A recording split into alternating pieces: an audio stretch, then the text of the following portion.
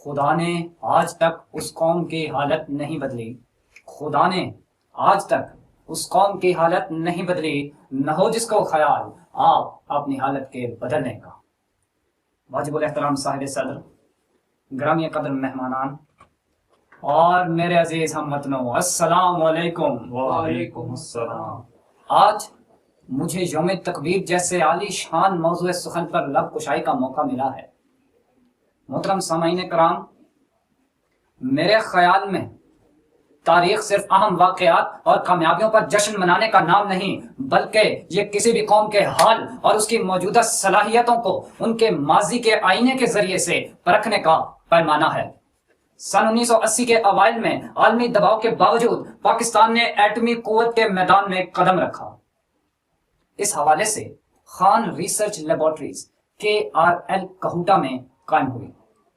پاکستان ایک پرامن اور امن پسند ملک ہونے کی بنا پر یہ کبھی نہیں چاہتا تھا کہ ایٹمی قوت کو فوجی مقاصد کے لیے استعمال کرے، مگر 1974 میں پوکھران کے مقام پر ہندوستان نے غیر اعلانیہ دھماکے کر کے پاکستان کے لیے خطرے کی گھنٹی بجا دی۔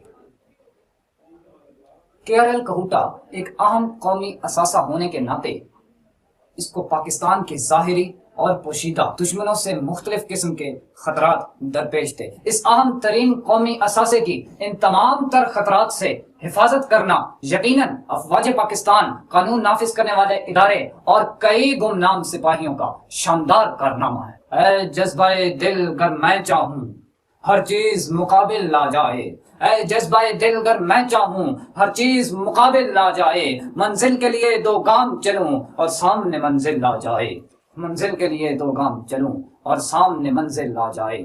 28 مئی 1998 کی خوشگوار صبح، پرندے چہچہا رہے تھے، آکاش خوش و خرم دکھائی دے رہا تھا، سورج اپنی پوری آب و تاب کے ساتھ چمک رہا تھا اور چاغی کی پہاڑی عجب سنسناہٹ سے لرز رہی تھی کہ یہ احساس چاغی کے مقام پر حقیقت میں بدل گیا اور فضا نعرہ تکبیر، اللہ اکبر کے نعروں سے گونج اٹھی۔ یوں انڈیا کے جواب میں پاکستان یکے بعد دیگرے 7 ایٹمی دھماکے کر کے اسلامی پہلی اور دنیا کی 7ویں ایٹمی قوت بن گیا۔ اب کسی بھی دشمن کو ارض مقدس کی طرف میلی آنکھ سے دیکھنے کی جرات نہ ہوگی انشاءاللہ۔ یوں اسلامی بم ہمارے لیے بقا کی ضمانت بن گیا۔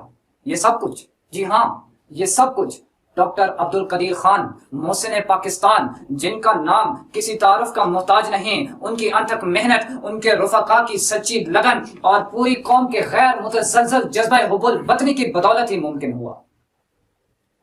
اللہ کرے یہ قوم تا ابد قائم و دائم رہے اور یوم تکبیر جیسے ان گنت سنگ میل اس قوم کا مقدر بنے۔